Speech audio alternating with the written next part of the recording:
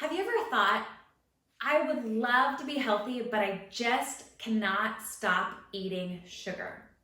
Well, there's a reason for that. Did you know that sugar, sex, and heroin all have the same effect on the brain? Our body's response to all three of those things is to increase our surge of dopamine, which is our happy hormones that make us feel good. So no wonder we're addicted to sugar, because it makes us feel good. And so oftentimes in the morning time, maybe we have something sweet, and then a couple hours later we want something sweet as well. In this video, I am going to show you 5 things you can do to stop those sugar cravings today.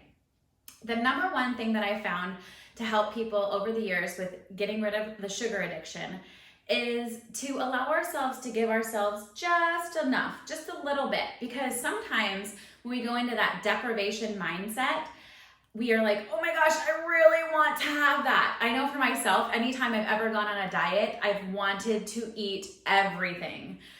We drive up to the mountains a lot, and there's this restaurant, Dairy Queen, off to the side, and I've never even noticed it, but I tried doing a diet one time, and I was like, oh my gosh, honey, I just need to have Dairy Queen. Have you ever felt that way?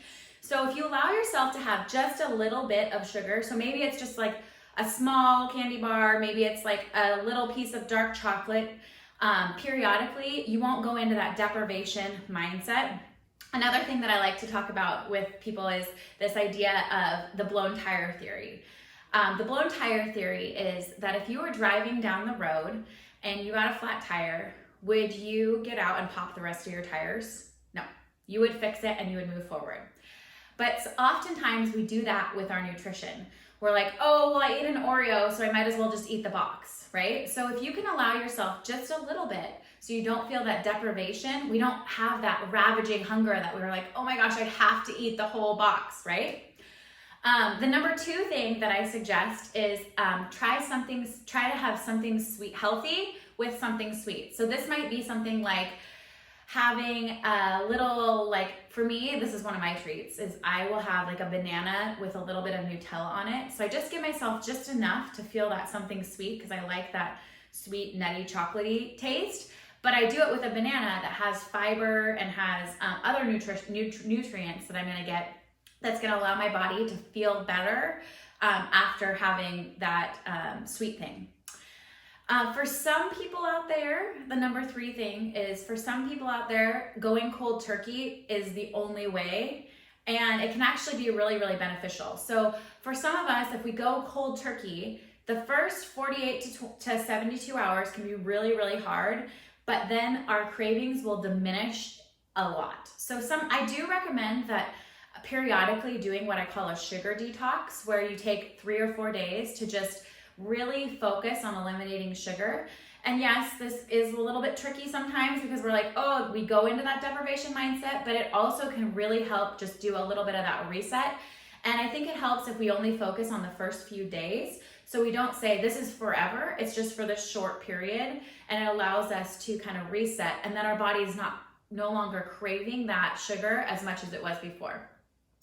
The number 4 thing is exercise. So you'll hear me talk a lot about exercise. I love to exercise. Exercise is so good for so many things, but exercise gives you energy, as we learned in the last video, which a lot of the times when we're looking for sugar and sugary sweet things, we're actually looking for energy. So exercise will give you energy, and it'll also take your mind off of eating that sugar. So sometimes when we're sitting there, we're like, I just really want something sweet. We're just sitting there and we're thinking about it constantly, and if it's constantly in our brain, then we're not actually able to get out of that space. But getting out and exercising could be going for a walk, could be doing a HIIT workout, could be doing a strength workout, whatever exercise looks like for you. Could be swimming, I don't know, whatever that looks like for you. But getting out of that environment and allowing your brain that freedom.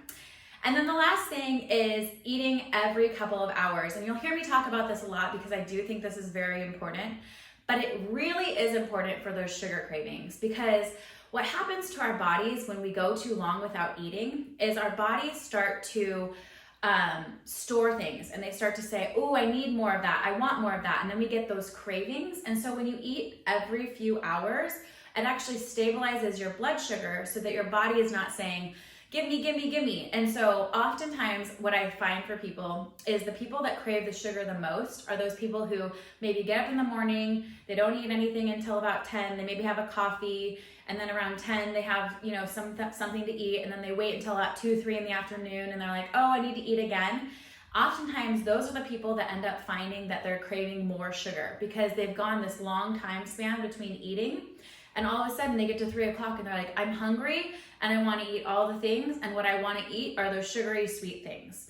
So if you can allow yourself to wake up in the morning, try to eat within the first hour of the morning, hour of waking up, and then eating 2 to 3 hours later, and then eating 2 to 3 hours later, and then eating 2 to 3 hours later, you will see that your body will stop craving sugar and sweets as much as it was before.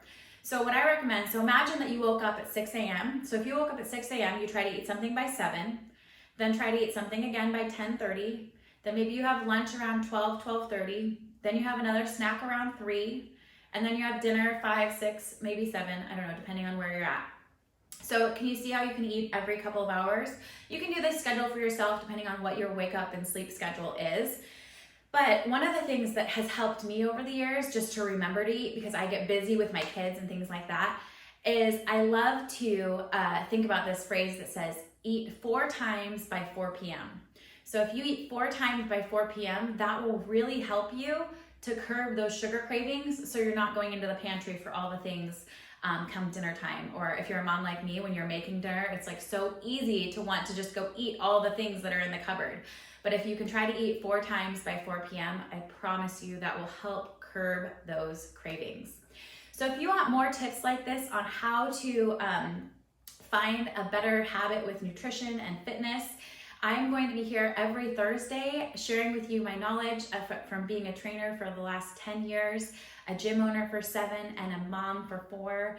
I'm so excited to be here with you. So go ahead and click subscribe on this YouTube video. And I will also be showing up for you every Monday on Facebook at Kim Kloster and Shine Fitness, so you can see some videos there on actual workouts in the gym. Thanks so much for watching.